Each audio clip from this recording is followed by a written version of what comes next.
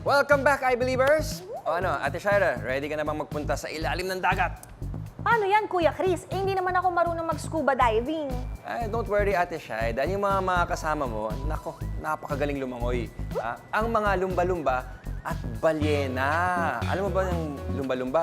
Lumba-lumba? Hindi. Ano po Dolphin. yun? Ah, yung pala yun! Dolphins ang lumba-lumba at mga whales ang mga kasama mo.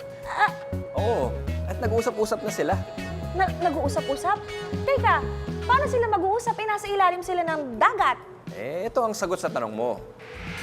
May ibang uri ng mammal na gumagamit din ng echolocation, pero sa ibang klaseng kapaligiran.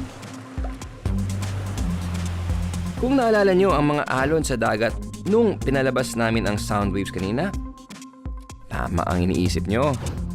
Gumagamit ng ibang uri ng echolocation ang mga dolphin, porpoise at whale. Pero hindi dahil sa malabo ang mga mata nila. Nakikita ng mga dolphin at mga balyena ang ibabaw at ilalim ng dagat. Pero ang layo ng mga nilalakbay nila sa malalim na karagatan. Gumagamit ng high-pitched clicking sounds ang dolphins para makipag-usap ng malayuan, lalo na kung mahirap din makipagsenyasan sa ibang dolphins sa paligid. Samantala, ang mga dambuhalang balyena, sobrang baba ng tunog na nagagawa.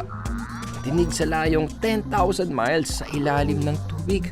Lagpas 1/3 sa circumference o sukat sa palibot ng Earth.